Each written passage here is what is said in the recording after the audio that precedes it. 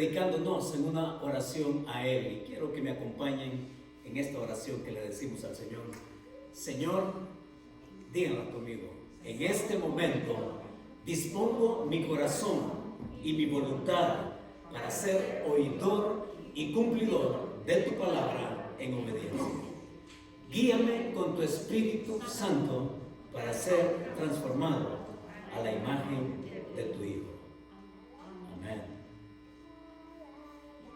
Esto que les voy a contar lo leí en el periódico Los Angeles Times en su versión digital. Y la noticia hablaba de guardabosques que multaron a decenas de personas que se congregaron en el Parque Nacional de Volcanes allá en Hawái por presenciar demasiado cerca la erupción del volcán Kilauea. Los guardabosques dijeron que las personas multadas fueron multadas por violar las reglas de los parques nacionales, ingresando a zonas peligrosas para tomar fotos y videos de la erupción que había formado un lago de lava de 170 metros de profundidad.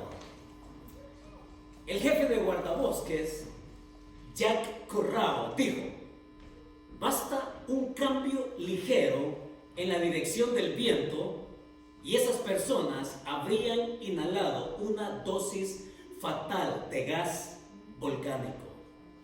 Y dijo también: un mal paso en un borde flojo y débil y estas personas hubieran caído a un foso de lava ardiente en el fondo del cráter. Así que el acercamiento del volcán Kilauea, oigan, está prohibido desde el año 2007, ya que existen niveles peligrosos de gases volcánicos, expulsión de rocas, explosiones y partículas suspendidas también en el aire. Así que, ¿de cuánto son las multas? Bueno, las multas empiezan desde los $150 y aumentan si es que la persona reincide, y puede llegar incluso a expulsiones del parque. Incluso la compañía, esta que da tours aéreos, la compañía Paradise Helicopters, reportó el incremento sustancial en las reservaciones para ver de cerca las erupciones, después de haber pasado largos meses sin el negocio y por culpa de la pandemia del coronavirus y también por las subsiguientes restricciones. Así que la fiesta estaba puesta, ¿no? Ahora, lo interesante es que en el 2018, oigan, aproximadamente 700 viviendas fueron destruidas por la erupción del volcán Kilauea, ahí en Hawái. Ahora yo les pregunto a ustedes, ¿cuánto sería usted capaz de acercarse al peligro? ¿Cuánto? ¿Cuánto usted estaría dispuesto a acercarse al peligro? Miren, es que el miedo es una emoción natural que, además de elevarnos la adrenalina, es esa emoción que nos lleva a buscarnos y ponernos a salvo, ¿no es cierto? Es el miedo el que activa nuestro instinto de supervivencia. Es el miedo el que nos hace correr. Es el miedo el que nos hace escondernos. Es el miedo el que nos hace ponernos a salvo, ¿cierto? Y bueno, pero para muchos el tener ese tipo de aventura atrevida, eso de lo extremo, donde también muchos han encontrado la muerte. De nuevo la pregunta: ¿cuánto nosotros estaríamos dispuestos a acercarnos donde hay peligro y donde se puede también correr con la suerte de morir? ¿Cuántos? ¿Hasta dónde? ¿Cierto? Y nuestro pasaje el día de hoy precisamente nos habla de eso. Nuestro pasaje el día de hoy trata con lo mismo, solo que con una doble enseñanza. Ahora, el pasaje nos va a hablar no de un volcán en erupción. Nuestro pasaje hoy nos va a hablar de dos montañas, de una montaña en la cual se prohíbe llegar. De hecho, es una montaña la cual ni siquiera se puede tocar so pena de morir, el monte Sinaí. Pero también nuestro texto nos va a hablar de otra montaña, del monte de Sión, de ese monte que está completamente abierto y accesible, y que el escritor bíblico hoy nos presenta estas figuras de los dos montes para que entendamos una verdad que Él quiere que nosotros guardemos en nuestro corazón. ¿Quieren ir conmigo a Hebreos capítulo 12, por favor? Y en la continuación que estamos llevando de nuestra epístola a los Hebreos, capítulo 12, versos del 18 al 24, encontramos este pasaje. Y para entender lo que el escritor tiene para nosotros, hemos de recordar, ¿no?, que él ha venido hablando en los versículos anteriores que si nosotros no sabemos, óigalo, si nosotros no sabemos lo que tenemos, entonces podemos correr el riesgo de subestimarlo, podemos correr el riesgo de ignorarlo, podemos tomar el riesgo incluso de no darle importancia, y que hasta eso lo podemos canjear por un algo que puede valer mucho, pero mucho menos. Eso fue lo que le pasó a Esaú, y de eso hablamos el domingo anterior. Esaú ignoró, Esaú no le dio importancia, y Esaú subestimó la primogenitura, y al subestimarla de esa manera, él entonces perdió el derecho de las bendiciones que Dios le había dicho a Abraham y que le había dicho a Isaac, y que en consecuencia, como primogénito, Esaú tenía el derecho de continuar la promesa de Dios cumpliéndose en su vida. Pero Esaú, al despreciar su primogenitura, perdió todas las bendiciones que conllevaba aquello. Y puede ser que Esaú por eso nos retrate a nosotros de cuerpo entero en muchas circunstancias. Pero estos lectores originales, a quienes el escritor les está dirigiendo la epístola, y en consecuencia a nosotros, él va a contrastar, oigan, los terrores del monte Sinaí, y los va a contrastar con las glorias del monte de Sión, ¿sí? Ahora, con eso en contexto, nosotros vamos allá al pasaje. Hebreos capítulo 12, verso 18 al 21, en esta primera parte, en donde encontramos el primer principio en nuestra serie. ¿Recuerdan ustedes cómo se llama nuestra serie? Nuestra serie se llama ¿A quién acudes? ¿A quién acudes? Y el escritor ahora, en este pasaje, él nos va a llevar que nosotros acudamos a aquel que nos ayuda a romper nuestros miedos. Capítulo 12, versos 18 al 21. Díganme sí, por favor, que lo tienen. Porque al decirme que sí lo tienen, entonces lo leemos juntos. Y dice así, juntos, por favor. Porque no os habéis acercado al monte que se podía palpar y que ardía en fuego, a la oscuridad, a las tinieblas y a la tempestad, al sonido de la trompeta y a la voz que hablaba, la cual los que la oyeron rogaron que no se les hablase más, porque no podían soportar lo que se les ordenaba. Si aún una bestia tocare el monte, será apedreada o pasada con dardo. Y tan terrible era lo que se veía que Moisés dijo: estoy espantado y temblando. ¡Qué pasaje! Miren, qué pasaje. El primer principio que encontramos acá en estos versículos del 18 al 21 es que él quiere marcar los terrores que causaba el monte Sinaí. Y como principio él nos va a decir que no hay esfuerzo que valga la aceptación ante el Dios que es santo. Y al hacer mención del monte Sinaí aquí en breve. Oigan, yo les invito a que entendamos por qué el escritor está diciendo estas palabras, para que entendamos lo que el pueblo sintió en esa ocasión cuando estaban al pie de la montaña del Sinaí, para que podamos comprender cuánta profundidad tienen las palabras de Moisés cuando él dijo: estoy temblando. ¿Qué significaba llegar al Sinaí? Y aquí el escritor nos va a enfocar dos cosas. Lean por favor Éxodo capítulo 19 en su casa y Éxodo capítulo 20, porque ahí es donde está todo esto que dicen estos versos del 18 al 21. Y en esos capítulos de Éxodo 19 y 20, que es la versión amplia de lo que está resumido acá, encontramos allá, recuerdan ustedes cuando Israel sale de Egipto, y dice el capítulo 19 de Éxodo que ellos tardaron 3 meses en llegar a las faldas del Sinaí y que acamparon ahí, y que Dios entonces trató con Moisés, habla con Moisés, y Dios le dice a Moisés: dile al pueblo que se prepare para el tercer día, porque yo voy a venir a manifestarme a ellos. Y es Moisés el que le dice al pueblo: ¿saben qué? El Señor lo que me ha dicho es que ustedes se preparen al tercer día.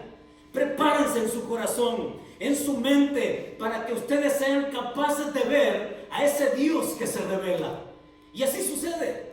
Lo primero que encontramos en Éxodo 19 es que Dios se va a revelar. Y por eso les digo, para que entendamos la profundidad de este pasaje, por favor, en algún momento del día hoy, léase Éxodo 19. Tómese un café, esté bien despierto, porque lo que va a leer ahí, oiga, a cualquiera le da miedo. Cualquiera podría decir: yo ahí no me acerco. No, yo ahí no pongo un pie. Porque lo que va a suceder como primera cosa en Éxodo 19 es que Dios se revela como nunca antes alguien lo ha visto. Dios mío, hermanos, ¿saben qué sucede en Éxodo 19? Esto que hemos dicho como primer principio. No hay esfuerzo que valga la aceptación de ningún ser humano ante ese Dios que es santo. Es Dios revelándose en el monte Sinaí, y todos van a contemplar su perfecta gloria y su perfecta santidad. Así que cuando llegue el tercer día y cuando el pueblo está ahí pendiente de lo que va a suceder al tercer día, hermanos, dice que el monte Sinaí hervía como un horno. El humo se levantaba y que habían truenos, que era la voz de Dios, y que relámpagos llenaban aquello, y que todo el pueblo ahí pendiente de esa voz que se oía, de ese sonido de trompeta. Y dice el pasaje ahí en Éxodo 19 que iba en aumento al punto que a cualquiera le temblaban las piernas. Es Moisés que le dice a los líderes del pueblo, los toma 70 de ellos, y que pide que lo acompañen. Y era tal la majestad y la gloria y la santidad de Dios, que estos 70 le dicen a Moisés: no, Moisés, nosotros no vamos. Ve tú, porque al fin y al cabo tú ya has hablado con él. Y no es cierto. Es ahí en el Sinaí cuando Moisés recibe el llamado de Dios, desde aquella zarza. Pero en un tiempo tranquilo, Moisés conversó con el Señor Dios Todopoderoso y lo mandó a que sacara a su pueblo de Egipto. Se dio esa conversación. No, Moisés, nosotros no vamos contigo. Ve tú, y lo que Él te diga, nosotros vamos a hacerlo. Lo que Él te diga, nosotros vamos a obedecer. Al fin y al cabo, Moisés, tú ya estás acostumbrado a ese Dios. Al fin y al cabo, Moisés, tú ya has visto la grandeza de Dios. Y ellos mismos ya habían visto la grandeza de Dios. ¿Recuerdan? Es Moisés que llega a Egipto, habían visto las maravillas que Dios había hecho y cómo Dios doblegó a los dioses egipcios. Ellos vieron al Dios maravilloso que actuaba así, y cuando salieron de Egipto encaminándose por el desierto, abriendo el Mar Rojo, ellos vieron la gloria de Dios, pero nunca como lo está sucediendo allá en el capítulo 19 de Éxodo. Es el pueblo que dijo: no, yo no me acerco, yo no voy, porque ellos estaban contemplando la perfecta santidad de Dios. Y ese Dios perfecto, oigan, mis hermanos, para que ese Dios perfecto lo acepte a uno, primero es necesario acercarse. Para que me acepte, primero es necesario acercarme a ese Dios perfecto y santo. Así que Dios le dice a Moisés, Moisés, dile al pueblo que no pase de estos linderos. Y Dios establece un perímetro hasta donde ellos tienen que llegar. Y les dice también, el que pase de esos límites, entonces va a morir, sea bestia, sea hombre, va a morir, porque su perfección y su santidad es tal. Por eso el temor de Moisés cuando la zarza ardiente, ¿no? Por eso es el temor de Isaías, ahí en el capítulo 6, cuando dice, y que vio al Dios, la gloria suya en aquel templo, y dijo, ay de mí que soy hombre muerto, porque mis ojos han contemplado su gloria. ¿A quién no le causa miedo enfrentarse a ese Dios? Oigan, y Dios le dice, ese Dios perfecto en santidad, le dice Moisés, baja y entrégales mis palabras, mi ley. Y en el capítulo 20 de Éxodo, usted va a leer que Dios le da las tablas de la ley a Moisés. Ese Dios perfecto les estaba manifestando su voluntad perfecta por escrito. La ley perfecta, santa, espiritual, y que se iba a convertir, oigan, se iba a convertir en la perfecta voluntad de Dios para el pueblo. Pero había un problema. El problema era que el Dios perfecto, con su ley perfecta, estaba tratando con gente imperfecta. Estaba tratando con gente pecadora. Estaba tratando con gente que su tendencia era a rechazar y ser incrédulos. De hecho, la ley lo que debía inculcar al judío era ese temor reverente de ese Dios perfecto. Con su ley perfecta debía inculcar a ese judío la necesidad de que otro pudiese mediar, ¿cierto? Así que déjenme darles un ejemplo para que entendamos el asunto. Este es uno de mis libros de este grueso, y digamos que esta es la ley que Dios le dio a Moisés para el pueblo. La ley perfecta de Dios, y es como que si nosotros, estos somos nosotros, y esta es la ley de Dios. Y para complacer a ese Dios perfecto en santidad, aquí está Dios, aquí está el hombre, y aquí está su ley. Y para que el hombre y Dios se relacionen, no había manera, porque la ley, por ser perfecta y nosotros pecadores, no podía mediar entre Él y nosotros. De tal manera que la ley no podía ser el mediador perfecto para llevarnos a Dios. De hecho, la ley entonces iba a inculcar la necesidad de que el judío y también aquel que se procura acercar a Dios lo haga, no a la manera que se nos ocurra. Y ese es un gran problema del ser humano contemporáneo. Se quieren acercar a Dios a como se les ocurra, ¿cierto? Así que usted va a encontrar a tantas personas que se quieren acercar a Dios a través de la religión. Y la religión no es la manera que Dios ha establecido para que una persona se acerque a ese Dios santo. Muchas personas, por muy altruistas que sean, o por muy benefactores que sean con la gente en la sociedad, o por mucho que presuma de una alta moralidad, no son las maneras que Dios ha dado para que se acerque a ese Dios santo. ¿Ya? O sea, cualquier cosa que el ser humano invente, o cualquier cosa que el ser humano se le ocurra, no es la manera que Dios ha puesto para acercarse a Él. ¿Ya? Por eso es que acercarse al monte Sinaí era acercarse al peligro, era acercarse al riesgo, era acercarse al lindero donde nos podíamos jugar la vida. Ahora, ¿qué podemos decir nosotros de esto? Sí, que cualquier cosa que nosotros pongamos o que salga de nosotros mismos se vuelve insuficiente para que ese Dios sea complacido. No hay manera que el ser humano tenga o que brote de él de nosotros para que ese Dios santo y perfecto en santidad quede complacido. Ahora, sí nos tiene que llevar a entender algo la palabra. La necesidad entonces de un mediador que es perfecto, ¿cierto? Y de eso es lo que nos va a decir los siguientes versículos. Así que tiene una tarea muy especial con ustedes el día de hoy, esta semana. Léase Éxodo 19 para entender estas palabras. Y es Moisés el que temblando ahí, aquel que ya había estado con Dios hablando en más de una ocasión, el que sabía de cerca cómo era el carácter de ese Dios santo y el poder que tenía, aún él que había pasado por esas experiencias previas, el hombre estaba temblando. Y de hecho, oigan, cuando Moisés está a punto de que el pueblo de Israel cruce a la tierra prometida, allá en Deuteronomio capítulo 9, les está contando y les está diciendo a esa generación que es distinta a la del Éxodo, a esa generación les está diciendo exactamente lo mismo de lo que está diciendo acá el escritor a los hebreos.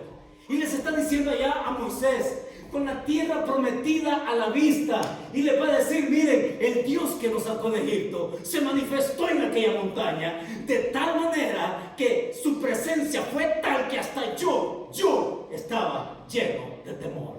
Me temblaron las piernas, dice Moisés. Ese es el gran reto, hermanos, que nosotros podamos hoy en nuestro tiempo, como los cristianos de este tiempo, entender que no hay otra manera de acercarse a Dios que no sea la que Él ha puesto. Así que para romper esa barrera del miedo, el escritor va a continuar aquí en los versículos 22 hasta el 24. Y va a pasar de hablar del monte Sinaí, que era el monte que causaba miedo, ahora va a pasar a hablar de otro monte, pero de un monte distinto. Es un monte, el monte de Sión, el cual está y se abre ampliamente para que no solamente se pueda acercar a alguien, sino que pueda vivir allí incluso. Verso 22, mírenlo conmigo. Dice, ¿lo tiene a la vista?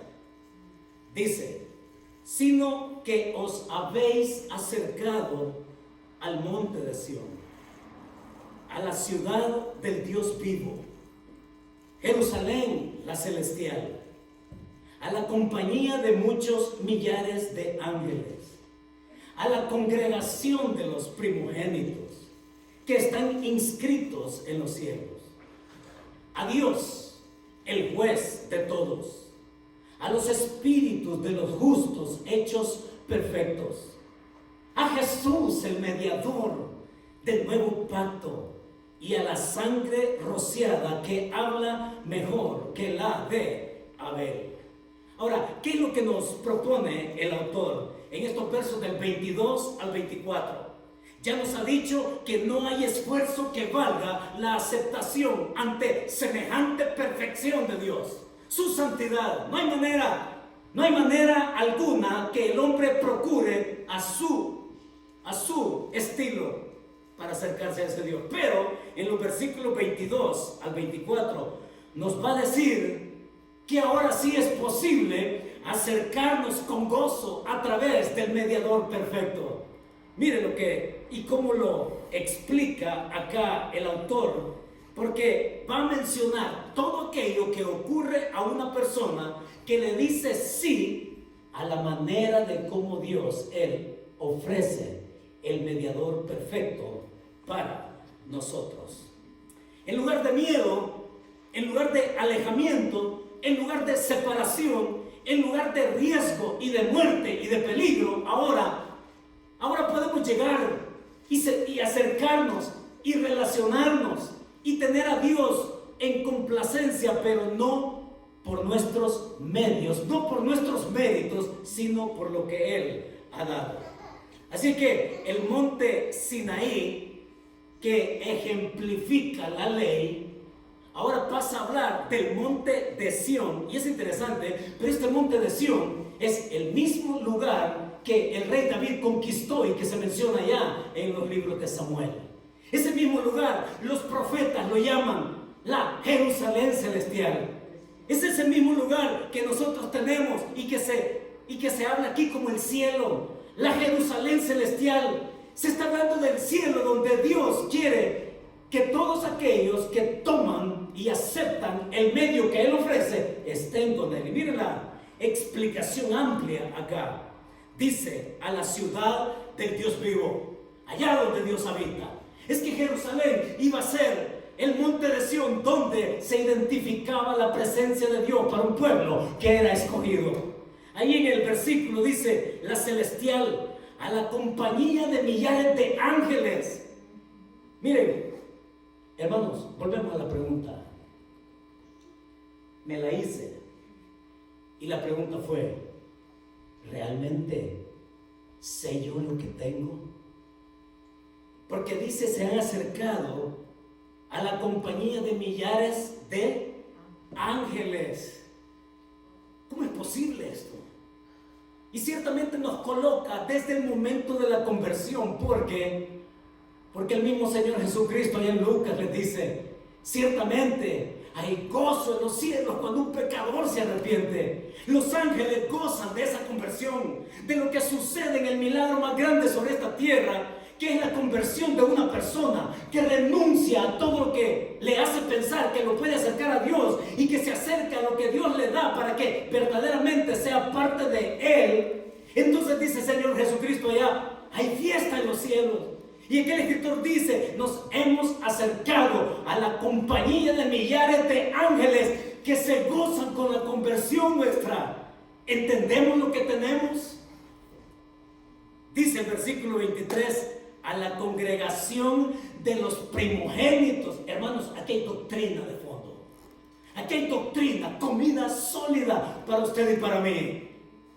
Para que nosotros no la ignoremos, para que nosotros no la subestimemos y para que nosotros tampoco la vendamos y obtengamos por algo de mucho menor valor lo que tenemos en Jesucristo.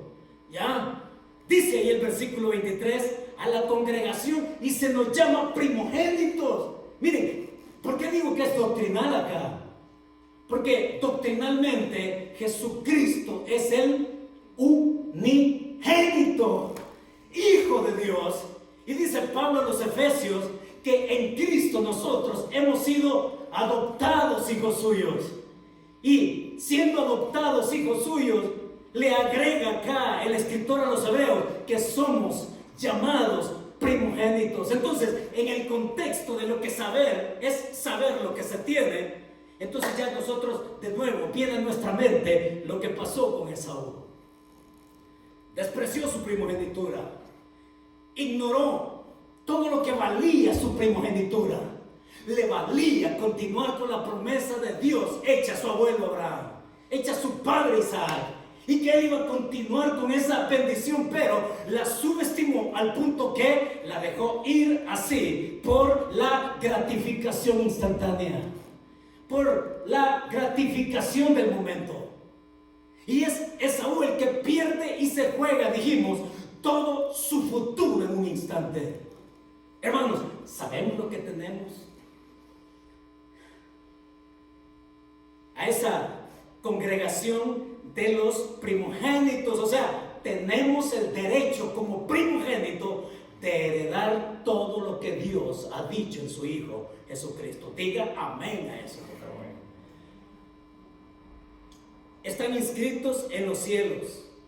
A Dios, el juez de todos. ¿Y qué manera de describirlo? Hombre, es que si nos vamos una por una de las 7 cosas que están mencionadas acá, cuando llegamos a este punto de que Él dice que nos hemos acercado al juez.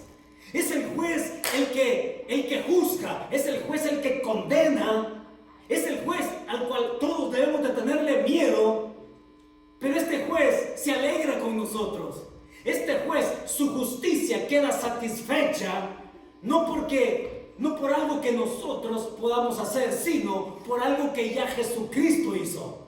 Es este juez que queda complacido. Y sabe, doctrinalmente sepamos esto. se llama la imputación de nuestro pecado.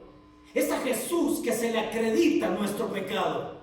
Y es la justicia de Jesús acreditada a nosotros. Se llama imputación del pecado. Y mis hermanos, venir delante de ese juez es venir delante de un juez que se goza con usted y conmigo por lo que tenemos en Cristo. Es Dios el juez que nos ve a cada uno. ¿Sabe qué? Todos estaríamos muertos de inmediato. Es decir, si Dios el juez nos ve a nosotros tal cual, preparémonos, porque lo único que nos puede tocar es condenación. Pero cuando venimos delante de este juez, Él se goza y se alegra, porque cuando ve a Héctor Alas, no ve a un pecador condenado, ve a un pecador cuyos pecados fueron perdonados por Cristo. ¿Cuánto vale eso? ¿Cuánto vale eso? Cuando nos ve, esto hace este juez. Mírenlo, lo que este juez hace es, primero ve a su hijo con su sangre derramada antes de verme a mí. Y así con cada uno. Dios primero ve a su hijo cumpliendo en la cruz el sacrificio perfecto, y después de verlo a él, me ve a mí y lo ve a usted. Y ese juez dice, yo me gozo con Nelson, yo me gozo con Gregorio, yo me gozo con Zoar, yo me gozo con todos estos que son llamados aquí primogénitos y que saben lo que tienen y hacia dónde van y cuánto vale eso. Así es como nos lo dice el escritor, y lo interesante es que habla también en el versículo 23 al final, a los espíritus de los justos hechos perfectos. Y usted se pregunta, ¿y ellos quiénes son? Son todos aquellos que han muerto creyendo. Son todos aquellos que han declarado a Jesucristo su vida, que lo han hecho su Señor y su Salvador, y que mueren en esa fe. Miren, nosotros hemos en esta semana conocido de personas muy queridas que han muerto. Y de veras, no podemos estar más cerca de la realidad ahora en este tiempo en que el virus nos puede pegar duro, y quién sabe que lleguemos a aguantar. Pero si aguantamos, gloria a Dios. Pero si nos morimos, pero si creemos en Él, oiga, trátese de un virus, o trátese de un accidente, o trátese de un cáncer bien pegado, oiga, el que tiene fe, dice acá, que son hechos perfectos en estar en la presencia de Dios. Así que diga amén a eso también. Amén. Miren, hermanos, cuando venimos al verso 24, qué manera de cerrar. Y nos hemos acercado, dice, a Jesús, el mediador del nuevo pacto, y a la sangre rociada que habla mejor que la de Abel. Ahora déjenme ilustrárselo de esta otra manera. Me traje otro libro. Me traje uno de mis mamuts. Y oigan, este soy yo, este es usted. Y estos es la lista de sus pecados y los míos. Así que aquí podríamos tener una biblioteca de sobra, ¿no? De cuántos tomos por los pecados de cada uno. Pero este libro representa nuestros pecados. Este soy yo, esto es la lista de mis pecados, y este es Dios. Y lo que obstruye la relación entre Dios y la persona es el pecado. Pero Jesucristo es el mediador perfecto, no la ley. De hecho, la ley lo que inculcaba y enseñaba, y dice Pablo en Gálatas, que la ley fue nuestro ayo que nos dirigía hacia eso precisamente, a Jesús como el mediador perfecto. Y es Jesús cuando cumple con su muerte, derramando su sangre en una cruz por expiación de nuestros pecados. Entonces sucede esto. Es Jesús que toma nuestros pecados, dice que los olvida, en una manera de referirse a que jamás Dios va a usar tu pecado para juzgarte por algo que su propio Hijo ya pagó. Dice amén a eso también. Hermanos, venimos y entonces Jesucristo como mediador remueve el pecado y ahora entonces la persona por fe viene a tener una relación. Miren, hagan así sus manos, por favor. Miren, sientan esto. En serio, siéntanlo. Que su cuerpo mismo le grafique a usted una realidad espiritual. Es que cuando Cristo remueve nuestro pecado y muere por nuestros pecados, es a través suyo que podemos llegar a una relación con el Dios perfecto y santo. Él es el mediador perfecto por medio del cual remueve lo que hace estar en desacuerdo a ese Dios santo y a nosotros, pecadores. Ese es el mediador perfecto que también se coloca entre el Dios santo y el objeto de su ira, nosotros. Pero con su muerte Él nos limpia y como mediador también Él nos garantiza algo. Nos garantiza, mis hermanos, de eso que se llama reconciliación. ¿Qué podemos decir? No se trata de cualquier esfuerzo que nosotros podamos inventar o ocurrírsenos. Mis hermanos, ahora sí es posible acercarse. Y el versículo termina, miren, con algo que usted ya conoce. La historia bonita de Caín y Abel. Qué bonita, ¿no? El primer homicidio de la historia. Adán y Eva celebraron el primer duelo. El hermano que mata a su hermano. Y cuando Dios, miren hasta dónde llega la gracia de Dios, que anda buscando a estos hermanos. Y busca al asesino. Dios busca al asesino y le pregunta, ¿dónde está tu hermano? Y de una manera endurecida y soberbia en su corazón, le responde de una manera petulante y le dice, ¿es que acaso soy yo guarda de mi hermano? Mire, esto va más allá de ser petulante.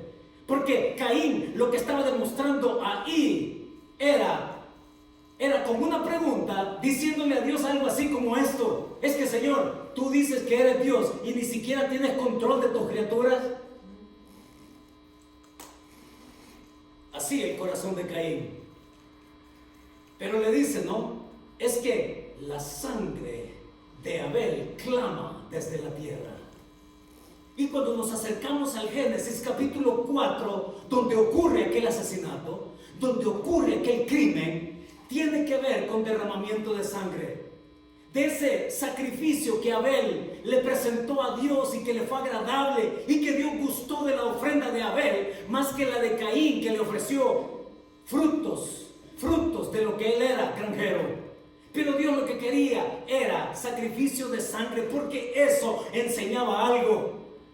Y es Caín que, enojado porque su ofrenda no se fue aceptada, entonces, quiere sangre, Señor, pues aquí tiene sangre, y mata a su hermano.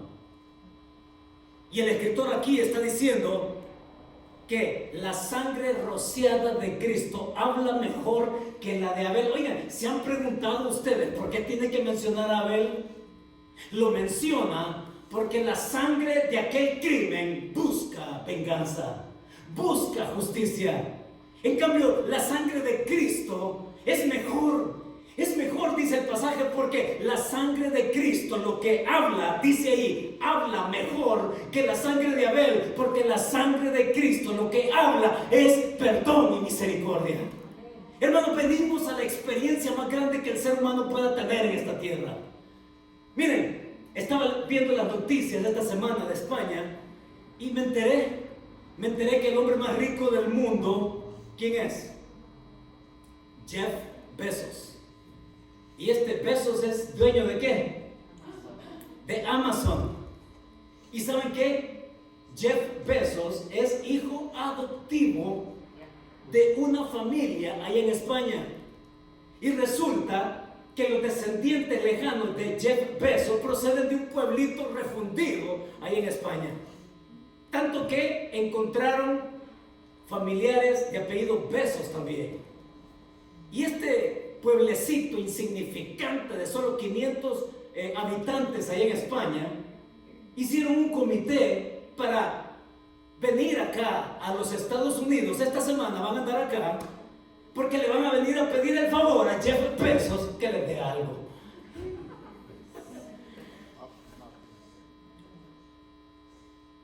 Y le podemos sacar muchas implicaciones a esto, pero el asunto es este.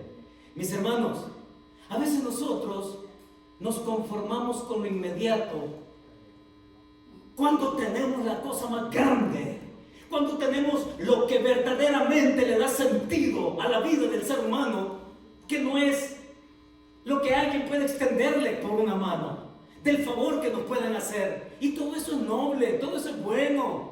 Pero si no tenemos lo mejor que es a Jesucristo, oigan, ninguna vida tiene sentido. Por muy rico que sea la persona o por muchas cosas que pueda llegar a tener, oiga, eso ciertamente no llena ni da significado.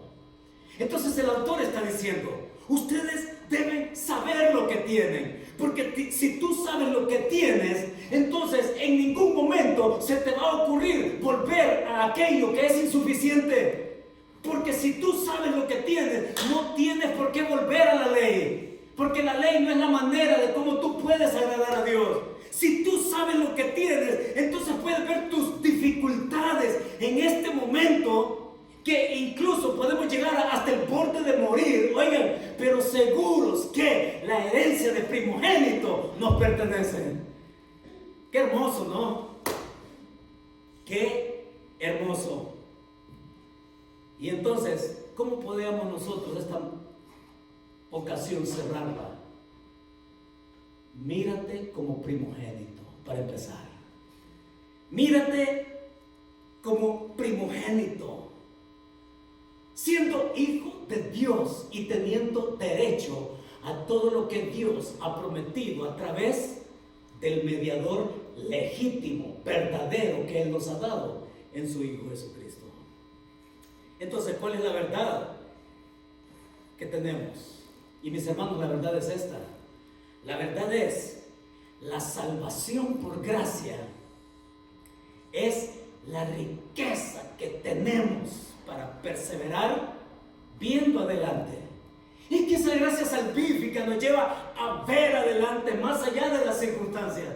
Y lo vamos a repetir hasta el final que terminemos la epístola, porque el escritor precisamente lo que él nos dice es que las circunstancias no te nublen lo que tú tienes en Cristo, y que te hace ver adelante, y que tu destino es seguro, y que tu herencia está allí esperándote. La verdad que la salvación por gracia es la riqueza que tenemos para perseverar viendo adelante. ¿Sabe usted lo que tiene? Mis hermanos, lo que tenemos es una riqueza. ¿Qué va a hacer con esa riqueza? Pues seguir adelante. ¿Qué le van a venir a hablar de otros Cristos? Y le van a venir a hablar de otras cosas que según ellos le ayudan a Dios a salvarlo a usted. Miren, hermanos, cuidémonos, y que nuestro corazón, nos ha dicho ya el autor, puestos los ojos en Jesús, el autor y consumador de nuestra fe. Y con esa verdad y con esa declaración de su palabra, oramos juntos. Padre, muchas gracias por mostrarnos, Señor, por mostrarnos tu perfecta santidad, por darnos tu perfecta voluntad, pero también, Señor, por darnos tu perfecto mediador, en quien tú, Señor, nos has enriquecido, en quien tú nos has dado sentido para nuestra vida, en quien tú nos has hecho llamar primogénitos, en quien tú, Señor, nos has dado esa ciudadanía celestial a donde te pertenecemos, Señor. Muchas gracias, porque esto nos anima. Y yo pido, Señor, para que tú obres en la vida de todos nosotros, en aquello que nos está turbando, en aquello que nos está, Señor, doliendo. Pero que más allá de las circunstancias, especialmente ahora, Señor, en las debilidades, en nuestra salud, en el nombre de Jesús, te ponemos esta petición en tus manos. Por familias nuestras, sufriendo, Señor, el virus, luchando con el virus. Y yo ruego para que tú obres con tu gracia bendita, manifestando tu voluntad en estas vidas, Señor. Muchas gracias, Padre, porque podemos venir a acercarnos a ti sin límites, con gozo, con gratitud y con expectativa de todo lo que viene por delante al fijar nuestros ojos en tu Hijo Jesucristo. Muchas gracias, Señor. Nos ponemos en tus manos. Bendito sea tu nombre. En el nombre de tu Hijo Jesucristo oramos. Amén. Amén. Y amén. Mis hermanos, háganle así, que Dios nos bendiga.